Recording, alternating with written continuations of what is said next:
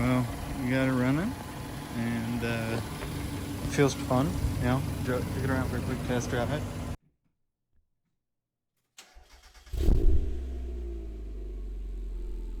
So the key's stuck in the cylinder. I simply can't get it out. So I bought a new OE replacement for the cylinder.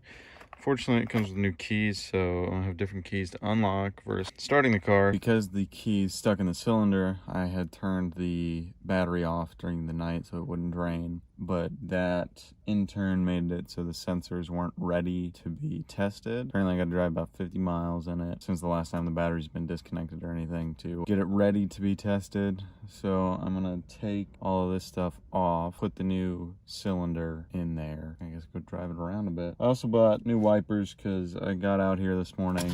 It was frosted over and the wipers were not doing a thing. So I'm sure they're just older than all get out. We'll go ahead and replace those.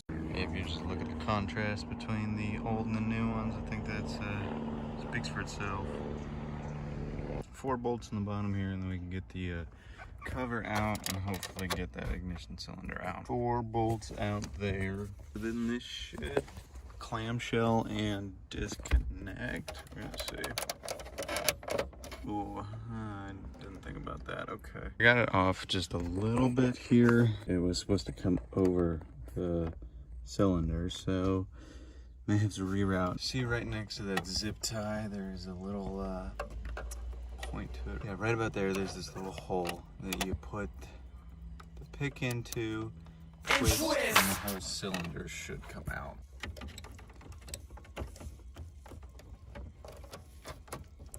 Yeah, there's go! There you have it. That is the cylinder. That is shot. And so we just push this little button here and the whole thing came out. Got the new one here. It's got some new keys in there, so we're gonna test it out, make sure it all works. Old cylinder, still got the key in there. Like I said, I can no longer use this key for ignition, but it would be nice to get in and out of the doors. And this is the new cylinder. So we'll put one of the new keys in there, pop it in, and it should technically start right up. I got the key out. What happens is when you put the key in, pushes it up, and then it turns, and you'll see there's a little notch and lever there. And you'll probably see it a little bit better on the new one, because it's nice and shiny. That right there moves over that raised piece, and then it kind of locks into place. And so when I push the key, you know, in the new one, it actually lifts up. That pushes and it lifts over, then you can start the car. So it wasn't able to be pushed over on the old cylinder. It'll slip back in and then you'll hear it click. There was the click. Okay, so now we see if it starts. Okay, well that's good news. Sweet. 4 screws back in. Get this clamshell back down. It's all buttoned up, put back together. New keys in. Comes out very easily. Call that a win. It'll just flop down while I'm driving. So I'm gonna tighten that little star screw right there, and hopefully that'll fix her. One-handed, left-handed. The absolute gall of this guy. That's really quite tight. That's what she said. That fix it? Oh yeah. I took it driving for about 60 miles or so, and the check engine light came on. OBD2 scanner to see what the problem is. I wasn't aware there was anything, so I gotta see what it is. Exhaust rate. Oh, fun. Either take off and clean or replace the EGR valve, possibly the EGR pipe.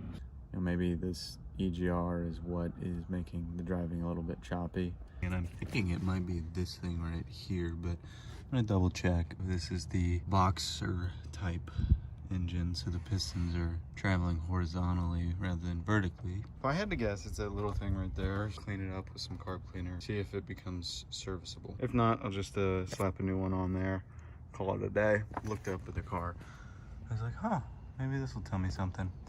And like I suspected, that little guy right there, it's the EGR valve. So it was what I thought it was. Very nice. Just two 12mm bolts and it'll come right off.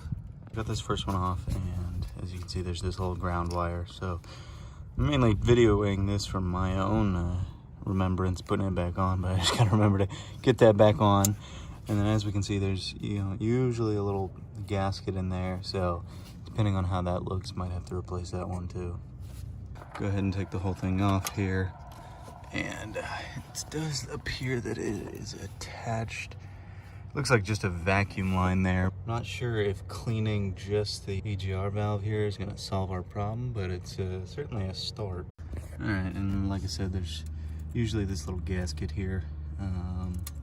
Take it off to see how it's looking, might clean it up as well, but I mean, generally it looks decent. The body of this thing is just disgusting. That was the where the vacuum line went, but if we look inside of it, I mean, thing's damn near caked closed, so that carb cleaner's got a lot of work to do. Plenty of Chris Fix videos out there on whether or not your EGR valve is serviceable or if it just needs to be replaced. In the Chris Fix video, you can tell whether or not your EGR valve is good or not just based on whether or not it holds any sort of suction. So what you do is you depress this gasket here, put your finger over the vacuum line, and if it holds like it is holding, then usually it's serviceable. But if you put your finger over it and it still shoots back up, then you're probably going to need an entirely new valve. I'm using this carb choke and parts cleaner because it usually will help get those big deposits of carbon out. So this is the before, scraped all of that built up carbon out. Hopefully that does the trick and gets rid of that check engine light, because I think that's going to be a pretty big issue if I try and go in and smog it with that. EGR back in the engine bay. You can just see the stark contrast. That thing stands out now because it is the only thing that's been cleaned since I've gotten the vehicle. Take the car for a spin, see if that check engine light goes off. Reverse lights don't work, and only about one of the 4 that are in here light up for brake lights. And that is one of my biggest pet peeves, is people that drive around without a full brake light or brake light out, because I feel like that's super dangerous. So gonna get that fixed pronto. Man, the more I take this car apart, the more excited I am to get to cleaning it after we're done with all this basic maintenance. Rear brake, third brake light is just in here, so we use a screwdriver just to pop those off. And then it's just a Phillips head. Some of these are pretty toasted. So this thing just pushes forward and pulls down, and then this is the light right here. It doesn't appear to be fried, so it's a little concerning. Didn't look corroded when I was taking it out, but Ew, David. Thing is shot, and the other one's just like it. So get some new ones in there. Pop it in there. Placing is the top wiper here, because I'm used to driving a convertible. I'm not used to having a rear windshield wiper, so I kind of forgot that I needed this. Well, that's 3 fresh wipers all around. Tomorrow, I think I'm gonna do an oil change on it, change the oil filter, and drive it around a bit more, see if that check engine light for the EGR goes away. If not, I'm gonna have to rethink some things and potentially buy a new one, but cross that bridge when we get there. Got the Subaru in the garage now. We'll go ahead and erase the code. I got her up on jack stand. I was just looking where the oil plug and filter are.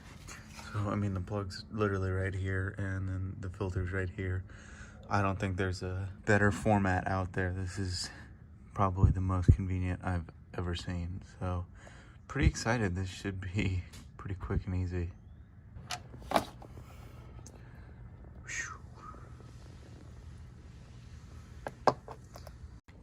Okay, hopefully it doesn't leak all over, but we'll see.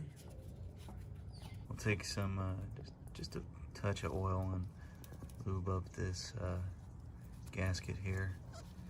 Usually just makes it slide on a little bit easier. That's what she said. This engine only takes 4.5 quarts. All right, put the 4.5 quarts in there. Go ahead and close her up. So I drove it around some more. It's still throwing a check engine light on at me. The clutch is broken.